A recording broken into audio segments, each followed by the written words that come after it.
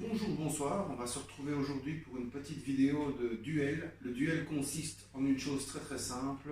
On va comparer la fonction pétrissage. Pour un duel tout à fait objectif, j'ai choisi un prémix. Le principe, c'est que vous n'avez rien à rajouter, uniquement de l'eau. L'avantage du prémix, c'est qu'on ne va pas influencer le test en ajoutant des éléments extérieurs.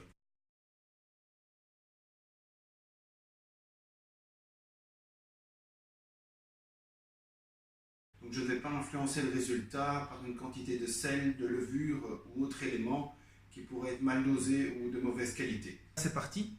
Dans un premier temps, ce que je vais faire, c'est peser le paquet. Je vais le diviser en deux parts égales grâce à la balance du Thermomix. Ensuite, on va mettre 300 ml d'eau, donc toujours divisé par 250 dans chaque appareil, et on va lancer le pétrissage. Je conseille un pétrissage de à peu près 3 minutes.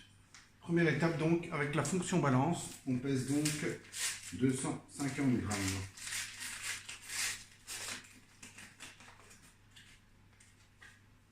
Maintenant, donc 300 ml d'eau répartie dans chacun des bols, donc 150 ml. Pour ceci, je vais prendre le bouchon doseur du Thermomix.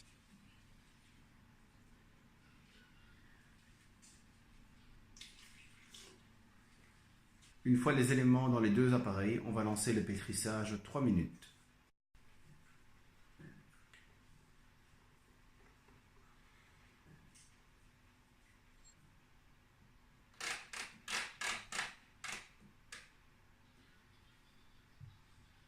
Pétrissage 3 minutes.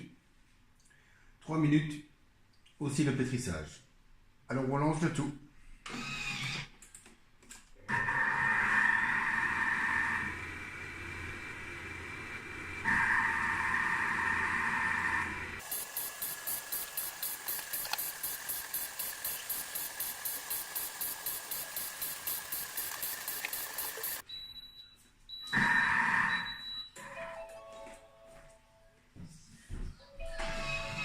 J'ai sorti les deux pâtons sont ici. Il n'y a pas vraiment de différence. On peut constater que c'est sensiblement identique. Maintenant, il faut laisser, selon les instructions écrites sur l'emballage de ce type de pâte, monter à peu près une trentaine de minutes.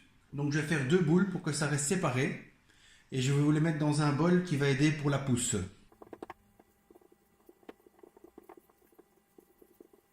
Voici mon bol. Alors pour ceux que ça intéresse, c'est un bol Tescoma. Je ne sais pas si vous avez trouvé ça en France aussi. En tout cas en Belgique, j'ai trouvé ça sur le site de Thermomix. Donc je l'ai un petit peu huilé. Le principe du bol, c'est qu'il est bien hermétique. Et en dessous, on vient avec une pâte en gel qu'on met au micro-ondes pour aider la pousse. Alors voilà, pour respecter le test, à gauche le Thermomix, à droite le Cooking Chef. Vous voyez, c'est bien séparé. Je mets le couvercle, j'ajoute le gel et on se retrouve d'ici 30 minutes.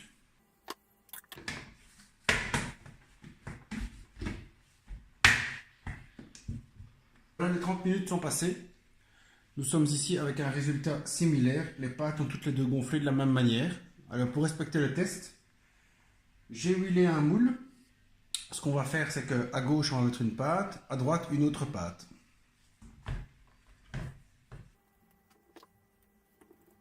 Il est conseillé de recouvrir et de laisser remonter encore à peu près 45 minutes. Comme vous pouvez le constater, ici le moule est vraiment même devenu trop petit.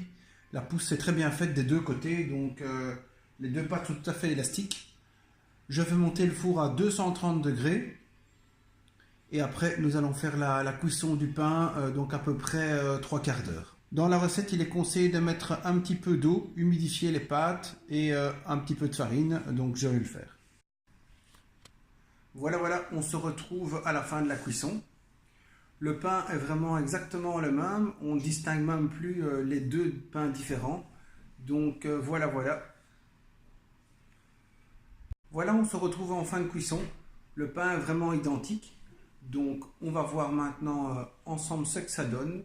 Je vous avoue que c'est tout à fait pour moi, en tout cas avec un œil non déformé par la caméra, un pain avec deux parties identiques qui se sont vraiment mêlées, donc aucune différence. Voilà, ensemble on ouvre le four pour mieux découvrir le pain. Le pain est tout à fait identique. À gauche le Thermomix, à droite le Kenwood. Il a gonflé sensiblement moins, mais voilà, pour avoir déjà fait la recette, c'est tout à fait le même goût, tout à fait le même résultat.